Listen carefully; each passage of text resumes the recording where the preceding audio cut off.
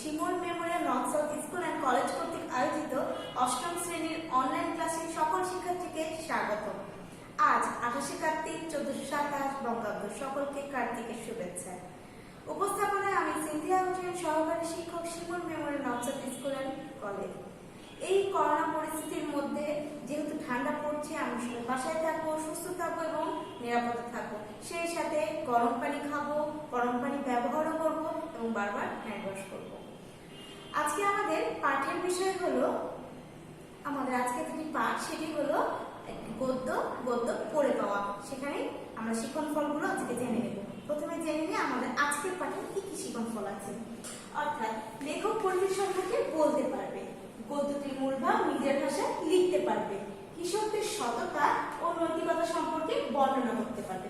যেহেতু আমাদের গল্পটা কিশোর ভিত্তিক, অর্থাৎ তোমাদের মতো ছেলে মেয়েদেরই গল্প। গল্পটির নাম পড়ে পাওয়া। কে লিখেছেন? বিভূতিভূষণ বন্দ্যোপাধ্যায়। এই গল্পের শিখন ফল। এবার আমরা চলে যাবো আমাদের আজকে আলোচ্য বিষয়ে।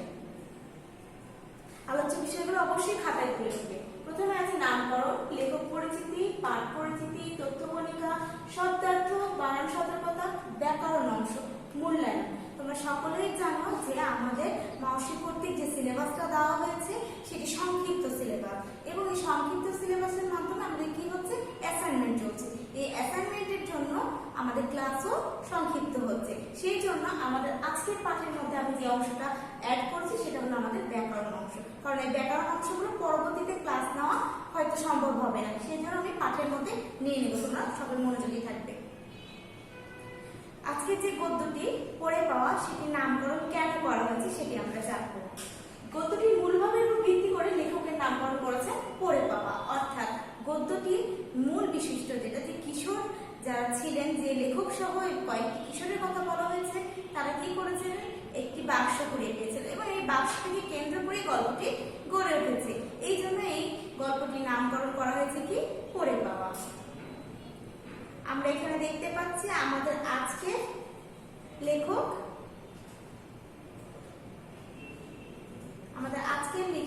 বিভূতিভূষণ বন্দ্যোপাধ্যায়, যার গল্পের নাম হচ্ছে কি আমাদের পড়ে পাওয়া। এবং আমাদের আজকের গল্পের নাম তাহলে কি, বিভূতিভূষণ বন্দ্যোপাধ্যায়ের লিখিত পড়ে পাওয়া। আমরা প্রথমে জেনে নেব আমাদের আজকে লেখক পরিচিতি সম্পর্কে। ব্যক্তি জীবন। বিভূতিভূষণ বন্দ্যোপাধ্যায়ের জন্ম 1894 সালের 12 সেপ্টেম্বর পশ্চিমবঙ্গের 24 পরগনা জেলার মুরাতিপুর গ্রামে মাতুলালয় অর্থাৎ মামার বাড়িতে। কোথায় জন্মগ্রহণ করছে? পশ্চিমবঙ্গের 24 পরগনা জেলার মুরাতিপুর গ্রামে। কত সালে? 1894 সালে। তার পৈতৃক বাড়ি 24 পরগনা জেলার বারাকপুর গ্রামে। অর্থাৎ পিতার বাসা কোথায়? 24 পরগনা জেলার বারাকপুর গ্রামে। তার মাতার নাম মৃণালীলা দেবী এবং পিতা মহানন্দ বন্দ্যোপাধ্যায়। 1950 সালে 1 নভেম্বর বিভূতিভূষণ বন্দ্যোপাধ্যায়ের জীবনাবসান ঘটে, অর্থাৎ তিনি মারা যান। এবার আমরা তার সাহিত্য সাধনা সম্পর্কে একটু জেনে নেব। ছোট গল্প, উপন্যাস, দিনলিপি ও ভ্রমণকাহিনী রচনার মধ্যে তিনি জীবনে আনন্দ খুঁজে পান। অর্থাৎ তিনি রচনা করেছেন ছোট গল্প, উপন্যাস, দিনলিপি এবং ডায়েরি, সাথে সাথে কি ভ্রমণ কাহিনী। এগুলোর মধ্যে তিনি কি করেছেন, জীবনে আনন্দ খুঁজে পেয়েছেন।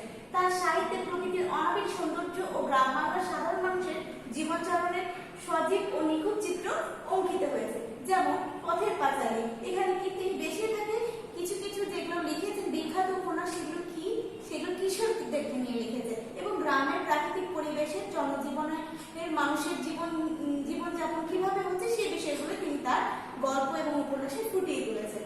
তার মধ্যে পথের পাঁচালী, অপরাজিত উপন্যাস তার শ্রেষ্ঠ কীর্তি, অর্থাৎ এই উপন্যাসগুলো তার শ্রেষ্ঠ কীর্তি। তার অন্যান্য রচনার মধ্যে উল্লেখযোগ্য রয়েছে অরণ্যক, ইচ্ছামতি। গল্পগ্রন্থের মধ্যে রয়েছে মেঘমালা, মরিফুল, শ্রবণ দিনলিপি, তৃণাঙ্কুর, স্মৃতিরেখা এবং কিশোর উপন্যাস যেগুলো, তার মধ্যে আছে চাঁদের পাহাড়, মিসমিসদের কবচ এবং হীরামানি জলে। এগুলো তার বিখ্যাত সাহিত্য সাধনায় তিনি ছিলেন একদম, কলম তার ছিল অনেক উপরে, অর্থাৎ সাহিত্য সম্ভার, বাংলা সাহিত্য সম্পর্কে তিনি ঘুরিয়ে তুলেছিলেন তার লেখনী দ্বারা। এবার আমরা তার সংক্ষিপ্ত পরিচিতিটা জেনে নেব। তোমরা অবশ্যই সেটা খাতায় লিখে নেবে। বিভূতিভূষণ বন্দ্যোপাধ্যায়, যার জন্ম 1894 24 পরগনা জেলার মুরাতিপুর গ্রামে। তার লেখনী কি? পথের পাঁচালী, অপরাজিত, আরণ্যক, ইচ্ছামতি, বিখ্যাত উপন্যাস, পেশা শিক্ষকতা এবং তার মৃত্যু হচ্ছে 1950 সালে। এই ছিল আমাদের আজকের লেখক পরিচিতি। এবার আমরা চলে আসবো আমাদের আজকের পাঠ পরিচিতিতে, অর্থাৎ আমাদের যে গল্প সেটি কি পড়ে পাওয়া, যেটি একটি বিখ্যাত কি গল্প, কিশোর গল্প। এই গল্পটি নীলগঞ্জের ফালমুন সাহেব গ্রন্থ থেকে সংকলিত, অর্থাৎ তার রচনা যে গল্পটি ছিল, তার রচনা যে গ্রন্থটি ছিল সেই গ্রন্থের নাম ছিল নীলগঞ্জের ফালমুন সাহেব। সেখান থেকে এই গল্পটি চয়ন করা হয়েছে, অর্থাৎ নেওয়া হয়েছে এই গল্পটি। এই গল্পে কিশোররা কি করেছে, কুড়িয়ে পাওয়া অর্থ সম্পদের লোভের পরিচয় দেয়। মানে এখানে বোঝানো হয়েছে যে কিশোরদের যে গল্পটা তিনি প্রথমেই রচনা করেছেন সেখানে প্রাকৃতিক সৌন্দর্যের বৈশিষ্ট্য আগে এসছে, অর্থাৎ তিনি কালবৈশাখী ঝড়ের সময় গল্পটা তুলে ধরেছেন। অর্থাৎ সেই সময় যে সময় ঝড় হয় সেখানে কি হয়, কিশোররা কি করে, এই ঝড়ের আগ দিয়ে দেখা যায় বৈশাখ মাসে তো অনেক গরম হয়, কাঠফাটা রোদ হয়, সেই সময় কিশোররা দুরন্ত প্রণাতে নেমে যায় কোথায়, বিভিন্ন ধরনের পুকুরে নেমে কি হয়, গোসল করে তারা। এই সময় তাদের যে দলটা ছিল, যে 5 জন কিশোরের কথা বলেছে লেখক নিজের সহ, সে 5 জন কিশোরের মধ্যে ছিল বাদল, বিধু, নিধু এবং তিনু, সেই সাথে লেখক নিজেও ছিল। তো এই যে 5 জন সহ লেখক, এই বাচ্চাগুলো, এই কিশোরগুলো, বাচ্চা না ঠিক কিশোর বলবো আমি, এরা কি করেছিল, এরা নাইতে নেমেছিল। সেই সময় এদের মধ্যে সব থেকে বিচক্ষণ এবং বয়সে বড় ছিল বিধু। সে বলেছিল পশ্চিম আকাশে মেঘ গুড়মুড় করছে, তার মানে ঝড় হতে পারে, আমরা এখন আর নাইতে নামবো না, অর্থাৎ গোসল করতে নামবো না, আমরা উঠে যাই বলে সে তার যে বিচক্ষণতা, কোথাও তারা মেঘের ছড়াছড়ি সেভাবে দেখতে পায়নি, কিন্তু তার এই বিচক্ষণতায় সে বোঝাতে পেরেছে তার বন্ধুদের যে না এখন বৃষ্টি হবে। ঠিক সেই বৃষ্টিটাই হয়েছিল, ঝড় হয়েছিল সাথে, সেই জন্য তারা আর নামে নাই। এরপরে যেটা হলো যে তারা এই কালবৈশাখী ঝড়টাই হতো আম কুড়ানোর ঝড়, কারণ বারুজ্যদের যে আমের কথা বলা হয়েছিল সেটা চাপাতলির আম, সে আমটা সেই অঞ্চলে বিখ্যাত ছিল। এই যে বিখ্যাত আমগুলো কুড়ানোর জন্য ছেলেবেলায় বা কৈশোর বেলায় মানুষের ধুম পড়ে যেত, অর্থাৎ বাচ্চাগুলো খুব মজা পেত। সেই জন্য তারা কি করলো, এই ঝড় শুরুর জন্য চলে গেল আম গাছের নিচে, অর্থাৎ সেই আমগুলো কুড়োবে। শিলাবৃষ্টির মতো ঝরতো সেই আমগুলো, আমরা পরে কিছু ছবি দেখবো যেখানে আমি সেগুলো দিয়েছি। এরপর যেটা কি হলো, যে তারা আমটাম কুড়িয়ে নিয়ে যখন বাড়ি ফিরবে সন্ধ্যা নেমে গেল। বাড়ি ফেরার সময় লেখক এবং বাদল যেতে নিয়ে হঠাৎ করে হোঁচট খায় একটি বাক্সের সাথে।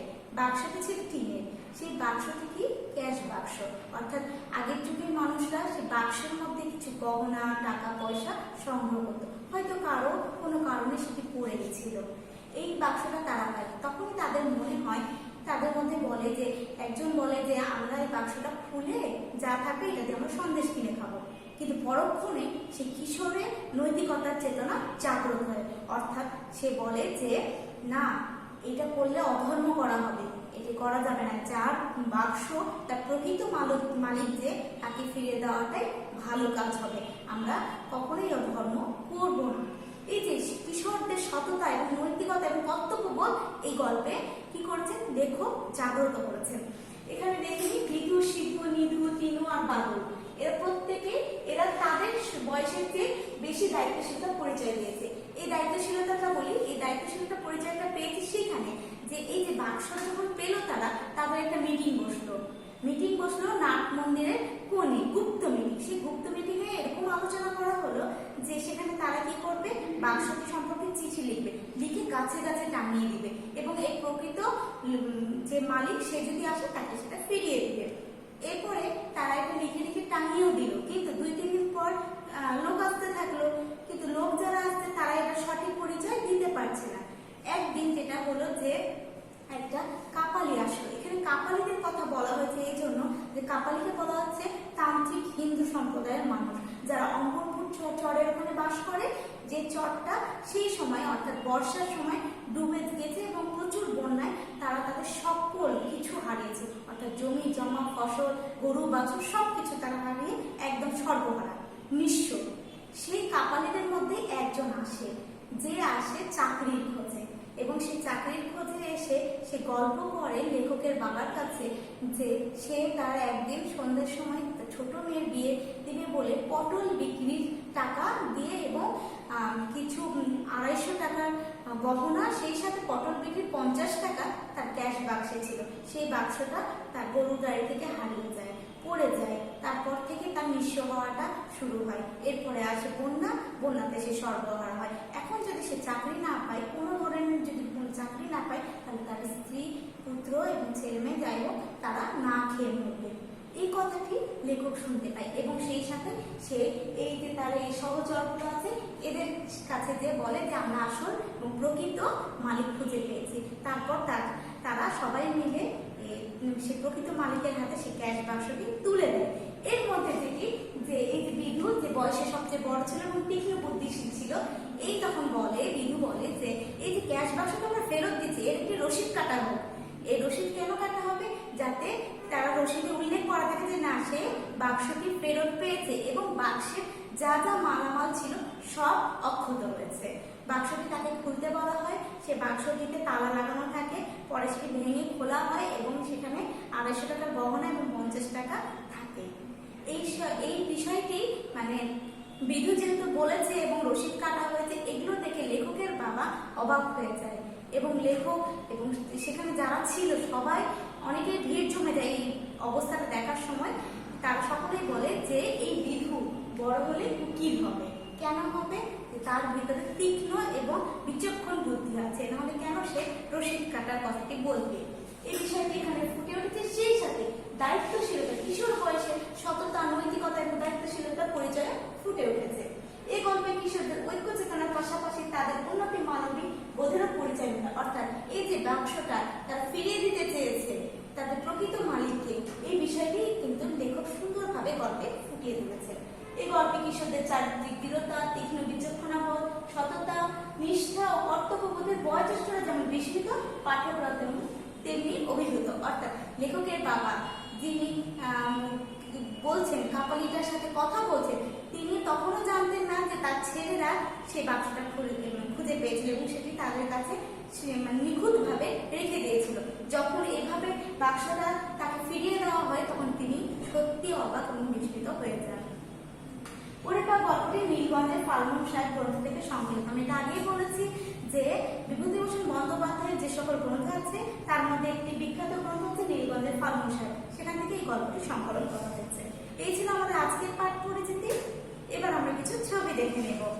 এখানে যে কালবৈশাখী ঝড়ের ছবি দিয়েছি, সেই সাথে দিয়েছি আম, অর্থাৎ বৈশাখ মাসে আমাদের আম পাকে এবং বৈশাখ মাসে আমাদের কালবৈশাখী ঝড়টা হয়, আর সেই ঝড়ে আমগুলো পড়ে, শিলাবৃষ্টির মতো পড়ে।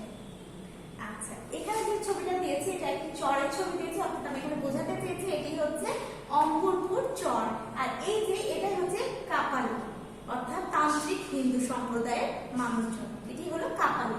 এখানে একটি বাক্সর ছবি দিয়েছি, অর্থাৎ এটিতে আমি বোঝাতে চেয়েছি এটি সেই বাক্স, অর্থাৎ যাকে আমরা ক্যাশ বাক্স বলছি, লেখক যেটা বুঝিয়েছে। এখানে দেখো এই যে পড়ে পাওয়া ধন, অর্থাৎ এই রাস্তায় যে টাকা পয়সা অনেকে পড়ে পায় এবং সেটাতে লোভ থাকে, লোভ থেকে খরচ করে ফেলে বা কোনো কাজে লাগায়, কিন্তু আমাদের এই গল্পের সততার পরিচয় ফুটে উঠেছে, যেখানে কি করেছেন কিশোররা সেটি ফিরিয়ে দিয়েছে। এখানে যে ছবিটা দিয়েছে যে গ্রাম্য কৃষকদের, এই যে গ্রাম্য কিশোরদের যারা কৃষক ছেলেপেলে আছে তাদের দলের ছবিকে আমি এখানে দিয়ে তোমাদের বোঝানোর চেষ্টা করেছি। এবার আমরা চলে আসবো আমাদের আজকের তথ্য কণিকাতে। তথ্য কণিকায় প্রথম আছে কর্তব্য। কর্তব্য কেন? যে এই যে প্রকৃত মালিককে বাক্সটি ফিরিয়ে দেওয়ার জন্য যে কর্তব্য বলছে এই কিশোরদের মধ্যে ছিল সেই ফুটে উঠেছে। নৈতিক চেতনা, তারা প্রথমেই চিন্তা করেছে যে এই অধর্ম করা যাবে না, নৈতিক চেতনা তাদের থাকতে হবে। কেন? তাদেরকে প্রকৃত মালিককে ফিরিয়ে দিতে হবে, এই জিনিসটা যার তারই সেটা প্রাপ্য। এই বিষয়টি এখানে ফুটে উঠেছে এবং সেই সাথে উঠেছে কি দায়িত্ব, অর্থাৎ তারা দায়িত্ব নিয়ে এবং অনেকদিন পর্যন্ত অপেক্ষা করে প্রকৃত মালিককে যথাযথভাবে খুঁজে দেয়, তবেই তারা সেটা ফিরিয়ে দিয়েছে।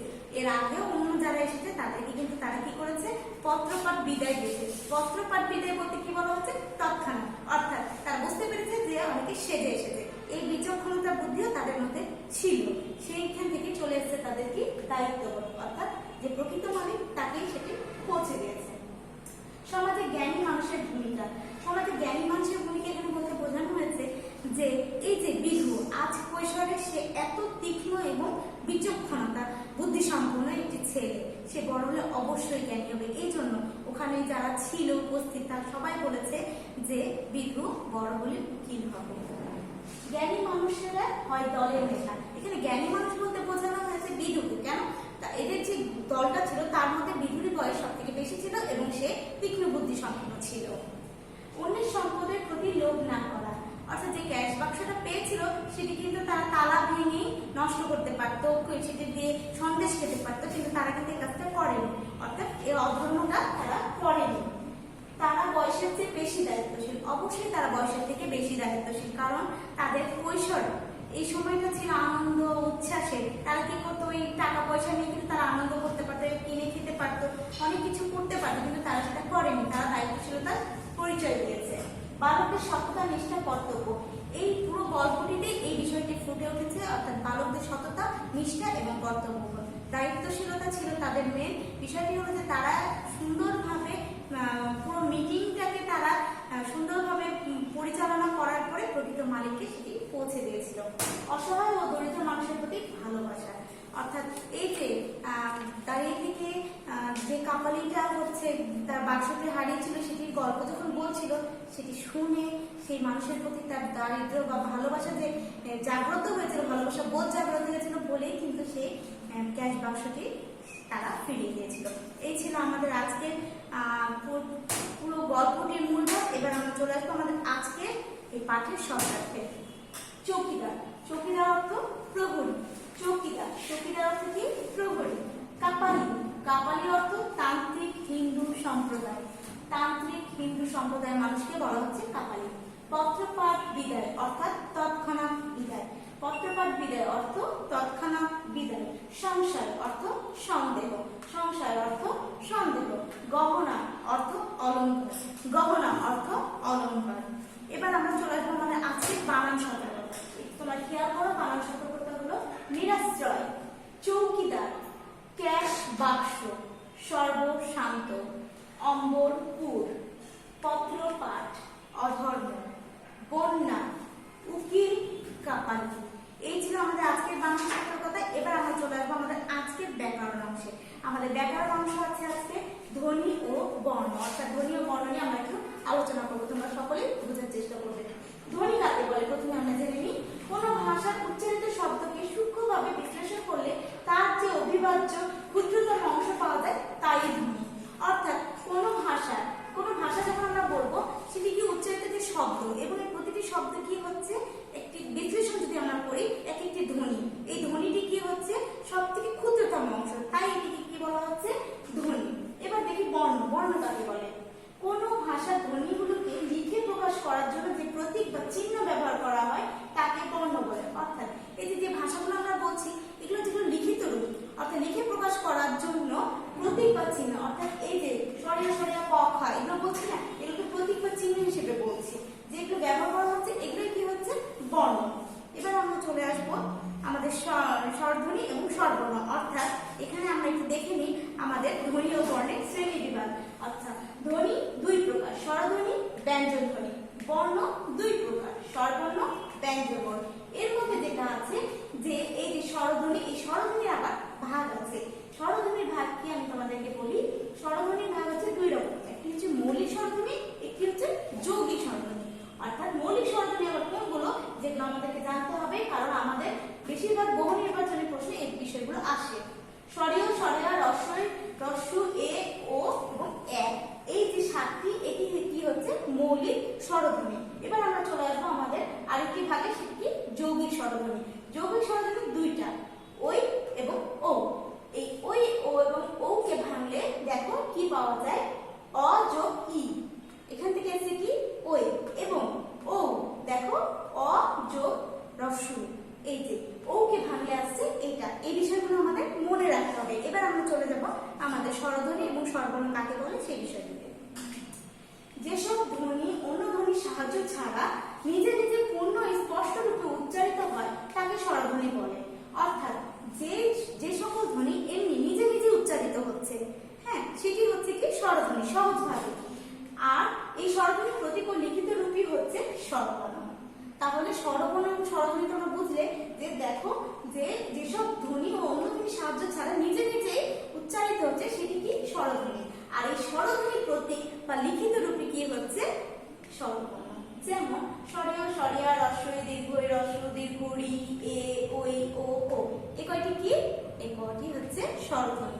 এবার আমরা চলে আসি আমাদের ব্যঞ্জন ধ্বনি ও ব্যঞ্জন বর্ণে। যেসব ধ্বনি স্বরধ্বনির সাহায্য ছাড়া নিজে নিজে পূর্ণ বা স্পষ্ট রূপে উচ্চারিত হতে পারে না, অর্থাৎ স্বরধ্বনির সাহায্য ছাড়া যে ধ্বনি উচ্চারিত হতে পারে না সেটি হলো আমাদের ব্যঞ্জন ধ্বনি। আর এই ব্যঞ্জন ধ্বনি লিখিত রূপে কি? ব্যঞ্জন বর্ণ। যেমন ক খ গ ঘ ঙ চ, এগুলো সবগুলোই কি? ব্যঞ্জন ধ্বনি। আর এই ব্যঞ্জন ধ্বনি লিখিত রূপকে বলা হয় ব্যঞ্জন বর্ণ। এই ছিল আমাদের স্বরধ্বনি এবং ব্যঞ্জন ধ্বনি, সেই সাথে স্বরবর্ণ এবং ব্যঞ্জন বর্ণ। এবার আমরা জেনে নেব আমাদের উচ্চারণ অনুযায়ী স্থান এবং এগুলোর বৈশিষ্ট্য। প্রথমে আমরা স্বরধ্বনির উচ্চারণের স্থান ও বৈশিষ্ট্যটা জেনে নিই। যেমন দেখো স্বরীয় স্বরিয়া উচ্চারণ হচ্ছে কোথা থেকে? কণ্ঠ থেকে। উচ্চারণ হচ্ছে কণ্ঠ থেকে, সেই জন্য এর নাম কণ্ঠধ্বনি। রস্বই দীর্ঘই উচ্চারণ হচ্ছে তালু থেকে। তালুতে বাধাতে উচ্চারিত হচ্ছে রস্বই দীর্ঘই, সেই জন্য এর নাম কি? তালব্য ধ্বনি। রস্ব দীর্ঘ, এটি কোথা থেকে উচ্চারণ হচ্ছে? ঠোঁট এবং ওষ্ঠ, সেই জন্য এর নাম কি? ওষ্ঠধ্বনি। রি রি, এটি কি হচ্ছে? মূর্ধা, অর্থাৎ মধ্যভাগ থেকে, গলার মধ্যভাগ থেকে উচ্চারিত হচ্ছে, সেজন্য এর নাম হচ্ছে কি? মূর্ধন্য ধ্বনি। এ ওই এ ওই, এটি কণ্ঠ ও তালু, অর্থাৎ কণ্ঠ এবং তালু দুটোরই সংস্পর্শে উচ্চারিত হচ্ছে এ ওই, সেজন্য এর নাম কণ্ঠ তালব্য ধ্বনি। ও ও, কণ্ঠ এবং ওষ্ঠ, অর্থাৎ কণ্ঠ সাথে উচ্চারিত হচ্ছে, সেই সাথে ওষ্ঠেরও ব্যবহার আছে, তাহলে মানে ঠোঁটের ব্যবহার হচ্ছে, সেখানে এটার নাম কি হয়ে যাচ্ছে? কণ্ঠস্থ ধ্বনি। অর্থাৎ আমরা যখন এই ধ্বনিগুলো উচ্চারণ করব, তখনই যদি আমরা উচ্চারণ করার সময় সঠিকভাবে দেখি যে আমাদের কোথায় বাধা পাচ্ছে, উচ্চারণ হওয়ার সময় বাকযন্ত্রে কোন জায়গায় বাধা পাচ্ছে, তাহলে আমরা বুঝতে পারবো এবং আইডেন্টিফাই করতে পারবো কোনটা কোন ধ্বনি। এবার আমরা দেখে নেব উচ্চারণের স্থান অনুসারে ব্যঞ্জন ধ্বনির শ্রেণীবিভাগ নিচের ছকের মাধ্যমে দেখা হলো। অর্থাৎ এই যে ব্যঞ্জন ধ্বনি যেগুলো, ব্যঞ্জন ধ্বনিগুলো কিভাবে হচ্ছে উচ্চারিত হচ্ছে সেটা জেনে নেব।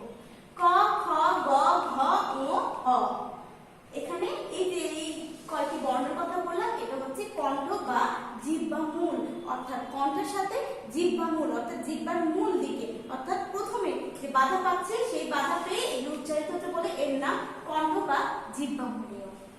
এবার দেখি চ ছ বর্গীয় জ ঝ ঞ উন্তস্থ তালব্য স, অর্থাৎ তালুতে বাধা পেয়ে উচ্চারিত হচ্ছে, তাই এর নাম তালব্য ধ্বনি।